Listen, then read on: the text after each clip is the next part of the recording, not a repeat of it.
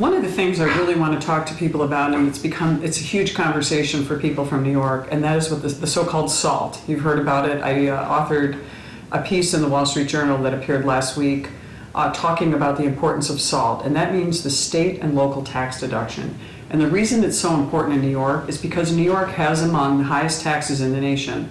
The New York 22nd District has some of the highest property taxes in the nation based on value. For example, Cortland County is number 6 in the nation, Oswego County is number 15.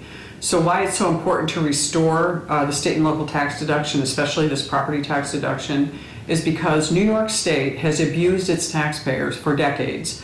Governor Andrew Cuomo has squandered billions of dollars on his pet projects to help his friends, to invest in cronyist projects that really reveal very little they yield very little in jobs for our communities. And so to me, I don't think it's a good idea to continue to give billions of dollars to someone who has proven to be a terrible steward of our precious tax dollars. And so what has happened as a result, we've lost nearly 1 million people in the term that Andrew Cuomo's been governor. The Assembly Democrats continue to pass legislation that makes it very difficult for our small business community to thrive. Our taxes are just enormous. Our income tax, our property taxes, the unfunded mandates that are forced on our local governments have made SALT an issue in states like New York. Originally, the original tax plan, the blueprint that was put out by the House Republicans, did not include provision to provide the deductibility of the state and local tax. We fought as a delegation to get that in. The threshold is now $10,000. We're hoping to at least keep that in and even make it higher if we can. We've doubled the standard deduction, which is helping. We've eliminated the alternative minimum tax, and we've reduced the rate substantially. So our middle-income families, our working families are going to be doing better. Our businesses who are pass-throughs, our small family businesses, our farms, we're giving them a lifeline with lower rates and a simpler tax code. That's going to be great for a healthy economy.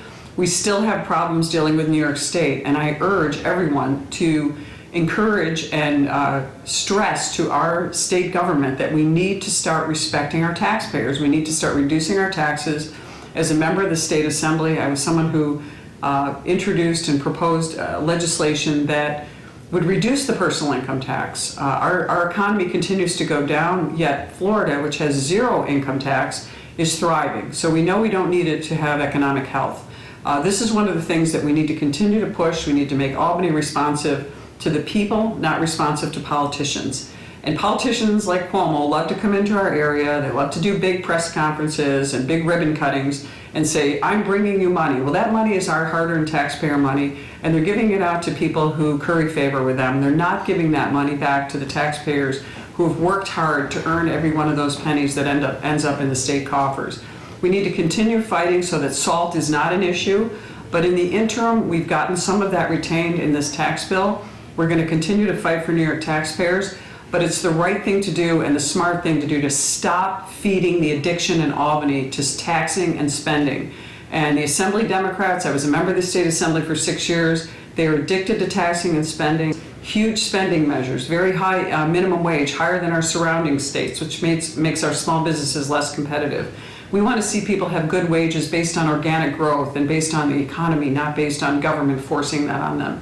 So these are things that are really important that we need to discuss and keep the conversation going.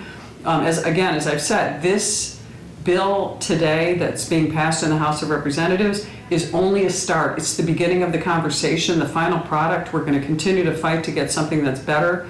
But this is the start of the conversation. We have to get this through.